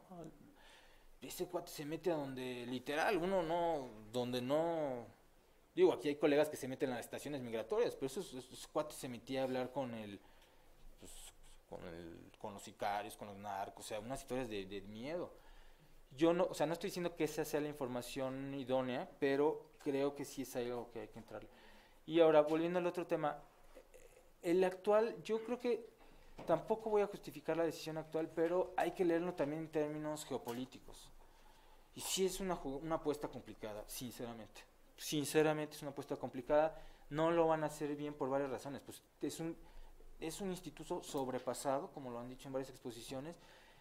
Obviamente se está priorizando una mirada que no es la adecuada, también hay que decirlo, pero tampoco habría que omitir los condicionantes. O sea, yo lo que, como científico social, yo lo que te digo es, si tú pones a un cuate que tiene esa perspectiva, difícilmente lo va a hacer bien, pero tampoco puedo omitir el otro nivel, ¿no? Donde pues ahora el papel que toca es decir, híjole, pues sí, respeten los derechos, ¿no? Generar estrategias para que eso no pase, etcétera. O sea, no, pero como con otros ámbitos, también creo que es un instituto rebasado. O sea, cómo das respuesta a estas, y ahí sí creo que la dinámica de respuesta regional sí tendría que ser, como de otra envergadura, por varias razones, porque no puedes seguir privilegiando la perspectiva del socio fuerte. Porque el socio fuerte, además, pues, tienes un esquizofrénico, ¿no? Entonces, en términos de balances migratorios, no hay... lo que él tiene es una distorsión del fenómeno. O sea, eso sí está comprobadísimo. Los números de México... El flujo más importante hasta hace unos años era el de mexicanos, uno de los más importantes. Ese se estancó y se estabilizó desde el 2008 con la crisis. Y además hay gente que ya empieza a decir que van a tener problemas con el relevo laboral, porque por las tasas de natalidad gringas no hay manera de que generen los trabajadores que necesitan. Eso lo han dicho hasta hubo una declaración de la secretaria del Tesoro que alguna vez dijo, no sé si la del Tesoro, no me acuerdo, uno de los funcionarios de las otras ramas que empezó a decir eso, nos vamos a enfrentar a un problema. Entonces, si tú tienes realmente una agenda regional, habría que entrarle con otro nivel de discusión, no privilegiando los... Claro, eso se dice fácil de aquí, hacerlo allá, y la otra, pues si es una problemática de tal acción, de tal dimensión, pues sí tendrían que estar otro tipo de organismos internacionales, ¿no? Pero bueno, no, yo sí, sinceramente la veo muy complicada, muy complicada. De lo de los actores de la violencia, los mismos en todos lados, que fue, no, tú lo preguntaste. No, yo creo que ahí quizás una cosa que sería interesante hacer es un mapa de actores de la violencia, que no, pues esto no da para eso, ¿no? Pero porque no están en todos lados. O sea, a lo mejor en la parte sur, por ejemplo, estos testimonios periodísticos sí dan cuenta de eso. Las maras están más en el sur. Los procesos de tráfico de personas, en términos de secuestro y de trata de personas, incluso a los cárteles, están arriba y coincide con lo que yo les decía de los mapas de las organizaciones del narcotráfico y la trata de personas, ¿no? Pero sí habría que intentar hacerlo, cruzarlo, para ver cuál está, pero hay actores que, por ejemplo, sí tienen una capacidad, o sea, como están constituidos, funcionan como redes, es complicado. Los grupos del narco son unos, pero también las maras. En esto que preguntaban de las rutas, una de las investigaciones de Winton dice eso, que cuando salen las trans, cuando están amenazadas, algunas se tienen que ir justo hasta México porque saben que las redes llegan a... pues no se quedan en Honduras o en El Salvador, sino que pueden llegar y entonces eso los coloca en una situación compleja. Ahora, para lo de actores, sí hay que usar otros dispositivos que sean menos... Esta es una representación espacial muy clásica, pero hay otras como la de redecitas que se vuelven a veces más útiles para ciertos procesos, porque lo que uno observa es este tipo de explicaciones en bloque no acontecen realmente así. O sea, es más, ¿tú qué? Sí, es que, o sea, mi pregunta era porque, por ejemplo, tenemos estas cifras de que aquí, ahora sí que los porcentajes más grandes de violencia vienen a partir del gobierno y de las organizaciones criminales. ¿A nivel internacional sigue siendo así? ¿O tenemos algún dato de sí, creo que por ahí, o sea, sí, a nivel internacional sigue siendo así, porque, por ejemplo, lo que nos decía la doctora, ¿no? De cuando las mujeres van a España, Ajá. sufren de esta violencia, son los mismos actores, por ejemplo, en ese caso también serían autoridades Ajá. migratorias, o ahí ya serían otro tipo de actores. Ajá. Si tenemos algún indicador para esto a nivel internacional, como Ajá. los que se han generado aquí. Mira, o sea, que yo sepa así ese nivel de detalle, o sea, que tú lo puedas bajar así, tan detallado no, pero porque además hay algo que hay que decir de lo de la Redodem. La Redodem trabaja con testimonios. Cuando tú trabajas con testimonios, el testimonio tiene un tratamiento especial. Yo no voy a decir como los puristas positivistas que la palabra se la lleva el viento y que cada vez dices algo distinto, pero tampoco es un vaso, una palabra, ¿no? Entonces, justo lo que esto pone sobre la mesa es la necesidad de hacer investigación, pero es un círculo vicioso, porque hay necesidad de hacer investigación, pero son contextos tan complicados que uno lo que hace es este tipo de cosas, no. Ahora, de las cifras que las otras, ya me acuerdo de lo que preguntabas del Missing Migrant Project, no la bajan tanto. Hay algo que yo no dije, pero cuando tú un mapa lo desagregas, ¿sí entiende que es desagregar el mapa, va? Desagregar el mapa es que tú vas bajando de, esto es desagregar. Esto es desagregado, así que vas bajando.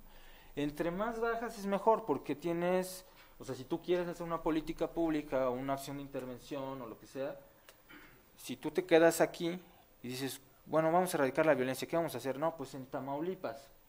Ve el tamaño de Tamaulipas, o sea, no, o ve el tamaño de Chihuahua, no. Lo que tú generalmente tratas de hacer es este tipo de cosas, esto siempre es mejor. Pero la bronca es, y aquí sí hay cosas que se pueden hacer, o sea, por ejemplo, tú puedes ubicar focos rojos, no sé, Tapachula, Ciudad Hidalgo, etcétera. Quizás ahí lo que habría que hacer es juntar información de los distintos centros, que es el intento de la Redodem. El intento de la Redodem fue hacer como esta especie de aglomerados de información para tener más claros los procesos, pero aún así eso hay que construirlo, refinarlo más. Pero no, yo no conozco mucho. Ahí están los mapas del Missing Migrant Project, si se los voy a poner. Que ese es un proyecto interesante porque lo que hace este proyecto es con mapas y un poco de datos. Un poco.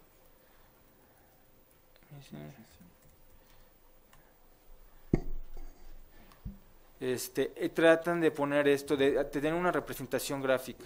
Mira, por ejemplo, ahí están, ¿no? Y ellos registran los dos, muertes y desapariciones. Y tienes luego los estimados. Pero también hay aguas. Esto no quiere decir que, como estos son datos que se consiguen con mucho trabajo de manera muy selectiva, no quiere decir que haya menos migrantes muertos. Quiere decir que el registro que tenemos bajó. Pero no quiere decir otra cosa. Se acerca. Exacto. Mira, por ejemplo, en Arizona hay un grupo que luego están haciendo antropología forense que tratan de dar cuenta de esto. Pero también es muy focalizado. Que esa es otra estrategia. Lo que se hace, si se fijan, como ya se sabe cuáles son algunos de los sitios más peligrosos, esos se vuelven focos de atención, ¿no? De mirada. Pero luego acontece lo que les digo, como pasó acá, cuando tú cambias la ruta, si tú cambias la ruta y no hay quien vea, tú no sabes qué está pasando, o sea, no. Pero si quieres, estas cosas luego son interesantes, ¿no? De lo que tú decías de las... ¿Sí vamos bien? Todavía quedan 5 minutitos. Lo que tú decías de las rutas, el problema de las rutas es que luego cambian. Voy a volver acá. Cambian, por ejemplo, estas de acá, yo no te diría que son las mismas de ahora, para nada, pero sí pasa algo de lo que tú comentabas. Las rutas también hay que verlas como un proceso de construcción social. Por ejemplo, en este caso, podría parecer solo la ruta, pero si se fijan luego se articularon los albergues, aquí se articularon redes criminales, y de alguna manera, aunque se vuelven sitios también muy vulnerables, se vuelven lugares por donde hay recursos de algún tipo, o sea, que te puedas quedar a dormir, que te puedas... En algunos de los testimonios periodísticos, por ejemplo, se sabe que los grupos del crimen meten halcones con los albergues. o tienen gente cercana que está viendo, porque pues, además pues ahí están las posibles víctimas, ¿no? Y esto de las redes se vuelve muy complejo además porque como cambia, ¿cómo haces un registro? O sea, no.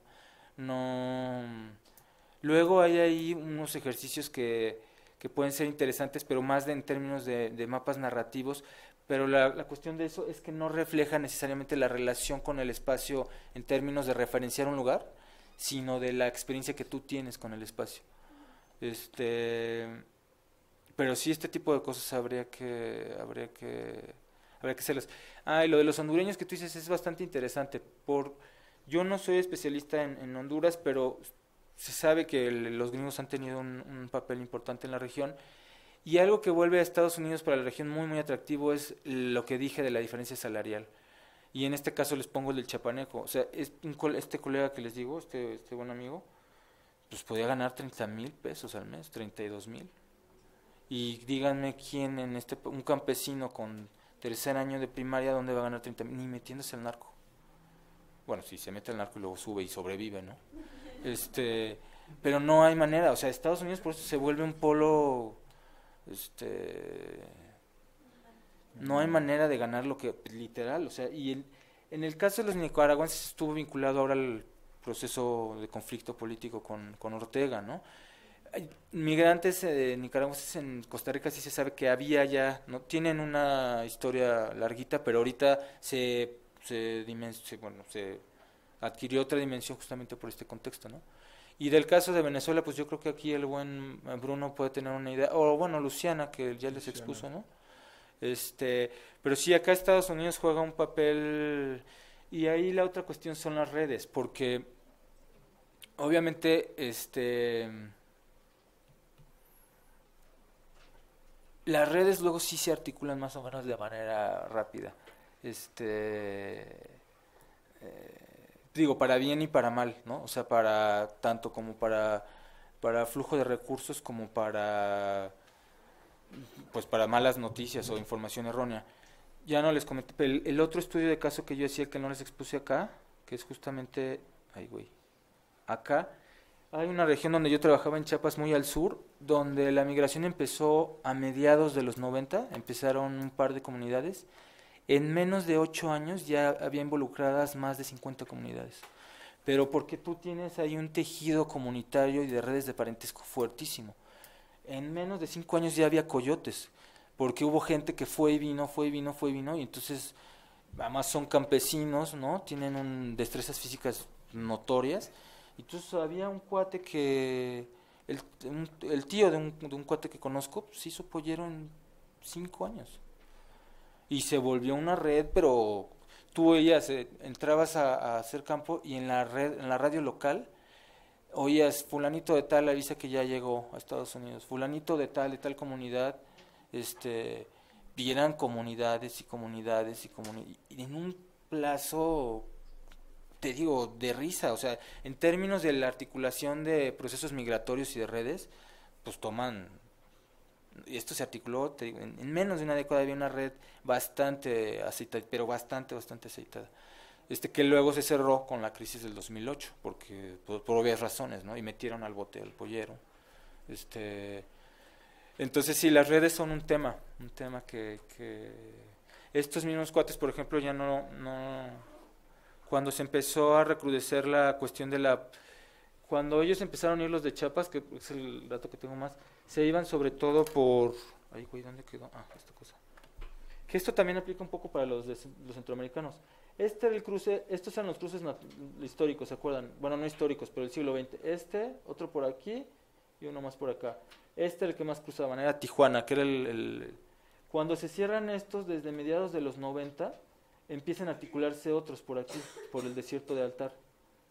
Es el que le tocó a los colegas que les digo. Luego se volvió muy peligroso porque aquí hay de todo, hay frontera, narco, etcétera. Y luego empiezan a cruzar por acá. Entonces, eso también pasa con las rutas, se vuelven, y lo dice Oscar Martínez también, a rutas que eran bastante efectivas, de repente se cierran y además con contextos de violencia tan fuertes. las rutas se vuelven complicadas. Sí es un tema, ese tipo de temas son los que también tendremos que entrarle más, pero bueno. Sí, muy bien. Ya estamos con el tiempo encima. Sí. Muchas gracias, Guillermo, nuevamente. Mucha información, muchas reflexiones. Les va a tocar a ustedes como que tratar de armar el rompecabezas de todas las sesiones que tuvimos. Sí. Mañana nos vemos con la doctora Elba Coria. Ajá. ¿Sí, verdad? Y con el doctor Pedro Isnardo a la misma hora. Muchas gracias. Ahí están los datos por si quieren. Si quieres, si puedes compartir tu ponencia. Sí.